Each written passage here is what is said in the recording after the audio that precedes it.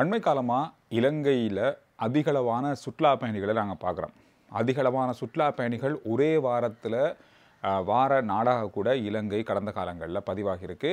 கிட்டத்தட்ட இந்த வருஷம் அப்படின்றது இலங்கைக்கு ஒரு மிகப்பெரிய அளவிலான சுற்றுலா பயணிகள் மூலமான வருமானத்தை கொடுத்த ஒரு வருஷம். அதாவது பில்லியன் கணக்கான வருமானத்தை தொடர்ச்சியாக இலங்கைக்கு கொடுத்து கொண்டிருக்கிற ஒரு துறையாக சுற்றுலாத்துறை இலங்கைக்கு மாறி இருக்கு. ஏன் இலங்கைக்கு இவ்வளவு பேர் சுற்றுலாவுக்கு வராங்க? இலங்கைக்கு அப்படி என்ன இருக்குது? இலங்கைக்குள்ளே வெளிநாட்டிலேருந்து மிகப்பெரிய நாடுகள், ஐரோப்பிய ஆப்பிரிக்க நாடுகளாக இருக்கட்டும், ஆசிய நாடுகளாக இருக்கட்டும், இந்த நாடுகள்லேருந்து இலங்கைக்கு ஏன் இவ்வளவு சுற்றுலா பயணிகள் படையெடுக்கிறாங்க? என்னதான் இங்கே இருக்குது அப்படின்ற பல கேள்விகள் எல்லாருக்குமே இருக்குது.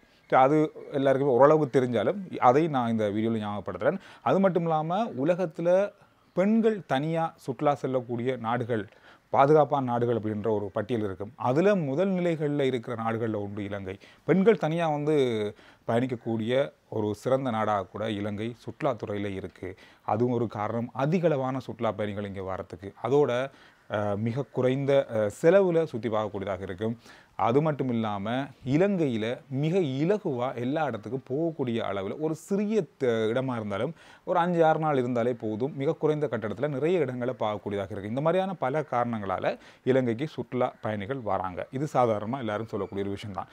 இன்றையிலிருந்து சுற்றுலா பயணிகளை அல்லது வெளிநாட்டிலிருந்து வாரவங்களை இலகுவாக இலங்கைக்குள்ளே வர வைக்கிறதுக்காக விசா நடைமுறை அறிமுகப்படுத்தியிருக்காங்க. இந்த விசா நடைமுறை அப்படின்றது மிக இலகுவாக நாம் எம்பசிக்கு போகாமலே, தூதரகங்களுக்கு போகாமலேயே இலங்கைக்கு வாரத்துக்கான விசாவை ஆன்லைன் மூலமாக பெற்றுக்கொள்ளக்கூடிய சேவையை 2 தனியார் நிறுவனங்கள் ஊடாக இந்த சேவையை இன்றைக்கு ஆரம்பிச்சிருக்காங்க. இதில் என்ன அப்படி இருக்குது? இப்போ ஆன்-அரைவல் விசா அப்படின்ற ஒரு பகுதி ஒன்று இருக்குது. அதுக்கும் இதுக்கும் என்ன வித்தியாசம் அப்படின்ற கேள்வி நிறைய பேருக்கு இருக்கும்.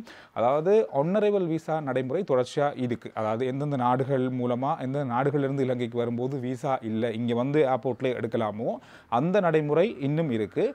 ஆனாலும் அதை விட நீங்கள் விசா மூலமாக கூட அப்ளை செய்து நீங்கள் விசாக்களை பெற்றுக்கொள்ளக்கூடிய வசதியை இன்று முதல் ஸ்ரீலங்கா evisa.lk அப்படின்ற இணையதளம் மூலமாக ஆரம்பிச்சிருக்காங்க. மிக இலகுவாக அதை நீங்கள் பெற்றுக்கொள்ளக்கூடியதாக இருக்கும் அப்படின்ற ஒரு முக்கியமான விஷயத்தை இன்றைய நாளில் சொல்லக்கூடிய ஒரு தகவல்கள் நிறைய இடங்களில் பார்க்க கிடைச்சது. நேற்றைய நாள்லேருந்து இது பரவலாக பேசப்பட்ட ஒரு விஷயம். இன்றைய நாளில் இது ஆரம்பிக்கப்பட்டிருக்கு. யார் எந்தெந்த நாடுகளிலிருந்து நீங்கள் இலங்கைக்கு வரப்போகிறீங்க, எத்தனை நாளைக்கு வரப்போகிறீங்க, என்னென்ன விஷயங்களுக்காக வரப்போகிறீங்க, படிக்கிறதுக்கு வரப்போகிறீங்களா அல்லது சுற்றுலாவுக்கு வரப்போகிறீங்களா, இல்லை இங்கே தங்கியிருக்கிறதுக்காக வரப்போகிறீங்களா, இந்த மாதிரி பல விசாக்கள் இருக்குது. அது என்னென்ன தேவையோ அதுக்கேற்ற மாதிரி நீங்கள் ஆன்லைன் மூலமாகவே விசா மூலமாகவே அதை பெற்றுக்கொள்ளலாம் அப்படின்ற மாதிரி சொல்லியிருக்காங்க.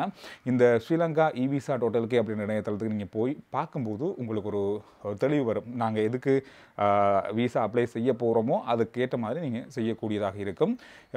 முதல் சொன்ன மாதிரி எத்தனை நாட்கள், அதாவது முதல் 30 நாட்கள் தான் சுற்றுலாவுக்கு விசா கொடுத்தாங்க. நீங்கள் வந்ததுக்கு பிறகு இங்கே 2 மாதம், இன்னொரு மாதம் அல்லது இன்னும் 2 மாதம் அதை புதுப்பிச்சு கொள்ளக்கூடியதாக இருந்தது. இப்போ நீங்கள் விசா மூலமாக எடுக்கும்போது 6 மாதத்துக்கே கொடுக்குறாங்க. 6 மாதம் கொடுத்தாலும் நீங்கள் தொடர்ச்சியாக 30 நாட்கள் இங்கே தங்கியிருக்கலாம். அந்த அளவுக்கு இப்போ விசா நடைமுறையில் கூட, விசா கொடுக்குன்ற காலங்களில் கூட மாற்றங்களை கொண்டு வந்திருக்காங்க. இது நீங்கள் அதை விசா பெற்றுக்கொள்ளும் போது விசாவுக்கு நீங்கள் அப்ளை செய்யும் போது இது எல்லாத்தையும் நீங்கள் பார்க்கக்கூடியதாக இருக்கும். நீங்கள் இப்போ இப்போ இந்தியாவிலேருந்து பார்க்குறீங்க அல்லது வெளிநாட்டிலேருந்து பார்க்குறீங்க, இலங்கைக்கு சுற்றுலா வர போகிறீங்க அப்படின்னு சொன்னால் ஸ்ரீலங்கா evisa.lk அப்படின்ற இணையதளத்துக்கு போய் பார்க்கும்போது உங்களுக்கு தெரியும். அந்தந்த நாடுகளிலிருந்து நீங்கள் பதிவு செய்யும் போது எந்தெந்த காலம், எவ்வளவு விசாக்கு அறவுறாங்க, இந்த மாதிரியான கட்டணங்களை உங்களுக்கு தெரிஞ்சு கொள்ளக்கூடியதாக இருக்குது அப்படின்னு சொல்லியிருக்காங்க. சரி, கடந்த காலங்களில் சுற்றுலா பயணிகள், சுற்றுலா பயணிகளிடம் அதிகளவான விலைக்கு பொருட்களை அல்லது உணவுப் பொருட்களை விற்கிற வீடியோ காட்சிகள் அதிகளவாக சமூக வலைத்தளங்களில் பகிரப்பட்டது. அது 1-2 விஷயங்கள் ஒருத்தர் வடையும் டீயும் 800 ரூபாய்க்கு கொடுத்த ஒரு விஷயம். புதுக்கடை பகுதியில் கொத்து ரொட்டி 1900 ரூபாய்க்கு விற்பனை செய்யறதுக்கு முயற்சித்த ஒருவர் தொடர்பாக வெளியிட்ட காணொளி, அவர் அந்த வெளிநாட்டவரை நடத்திய விதம், இந்த மாதிரியான விஷயங்கள் பரவலாக பேசப்பட்ட விஷயமாக மாறி இருந்தது. நேற்று மாலை வேளையில் புதுக்கடை அந்த 1900க்கு கொத்து விற்பனை செய்ய முயற்சித்தவர் அவரோடு தவறுதலாக பேசி அவரை என்ன சொல்வது, ஒரு மரியாதை இல்லாமல் நடத்தினார் அப்படின்ற குற்றச்சாட்டின் பேரில் அவர் கைது செய்யப்பட்டு இன்றைக்கு அவர் பிணையில் விடுதலை செய்யப்பட்டிருப்பதாக சொல்லப்பட்டிருக்குது. அதோட இன்னும் ஒரு முக்கியமான விஷயம், நேற்றைய நாளில் பரபரப்பான ஒரு கவலைக்குரிய விஷயமாகவே மாறியிருந்தது நேற்று மாலை வேளையிலிருந்து. முன்னாள் பாராளுமன்ற உறுப்பினரும் முன்னாள் இராஜாங்க அமைச்சருமான பாலித்த தேவபெருமாள் வந்து நேற்றைய நாளில் உயிரிழந்திருந்தார். இவர் வந்து வீட்டில் மின் இணைப்பை சரி செய்வதற்கு முயற்சி செய்த போது மின்சாரம் தாக்கி தான் இவர் வந்து உயிரிழந்திருப்பதாக தகவல்கள் நேற்றைய நாளில் வெளியாகி இருந்தது. இந்த செய்தி வந்து நிறைய இடங்களில் நிறைய பேரை வந்து கவலைக்குள்ளாக்கிய ஒரு விஷயமாக மாறி இருந்தது. காரணம்னா கொரோனா காலத்தில் இவரை வந்து நாங்கள் பார்த்துருக்கோம். உணவு சமைச்சு இரவு இரவாக மக்களுக்கு கொண்டு கொடுக்குற அந்த மாதிரியான பல சேவைகள், பல முக்கியமான விஷயங்கள், முக்கியமான நேரங்களில் மக்களுக்கு உதவி செய்த ஒரு பாராளுமன்ற உறுப்பினர், ஒரு இராஜாங்க அமைச்சர், ஒரு நல்ல மனிதராக வந்து அதிகமானவர்களாக நேசிக்கப்பட்ட ஒருவராக கடந்த காலங்களில் இருந்தார். அவருடைய இறப்பு வந்து இன்றைய நாளில் கொஞ்சம் கவலையை ஏற்படுத்திய ஒரு நிகழ்வாக இன்றைய நாளில் பார்க்கப்பட்ட ஒரு செய்தியாகவும் மாறியிருக்கு. இந்த செய்திகள் இன்றைய நாளில் அதிகமாக இலங்கையில் பார்க்கப்பட்ட செய்திகள்.